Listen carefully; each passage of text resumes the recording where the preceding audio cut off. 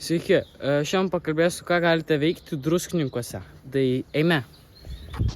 Tai pirmiausia, Uno parkas.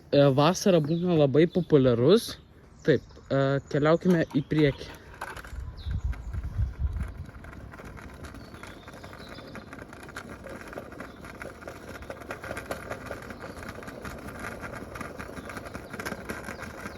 Va Uno parkas iš šono.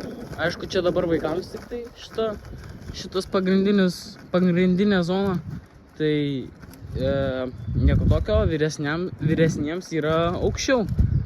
Vat galima per Nemuną netgi su lynu pravažiuoti. Tai jo, tada va čia tas dviračių takas.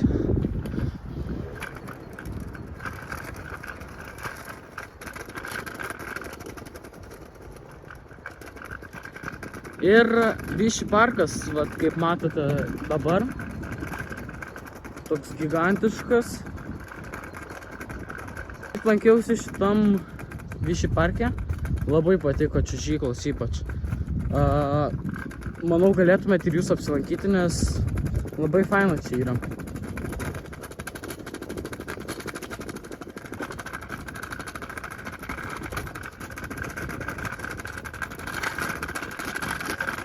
Jeigu galvojat, iš kur tas keistas garsas, tai aš važiuoju su paspirtuku, tai nekreipkite tą dėmesio.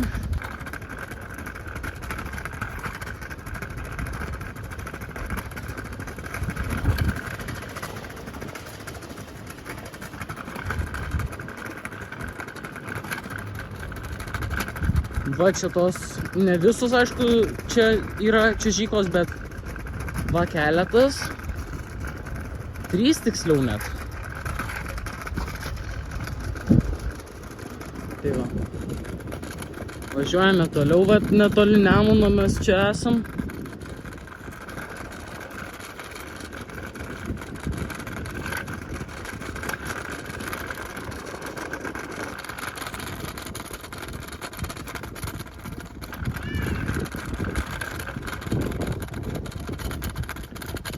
O čia pačioj bus druskingas vanduo turėtų būti.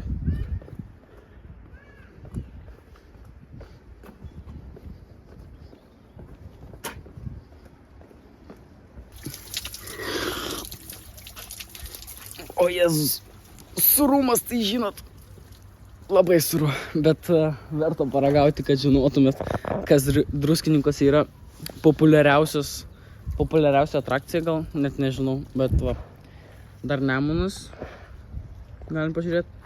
Ir šios kelionės transportas yra paspirtukas, su kuria apkeliavau beveik visus druskininkus. Va čia dar bevaikščiodami galit pamatyti visokiausių paveikslų. Kaip va čia va.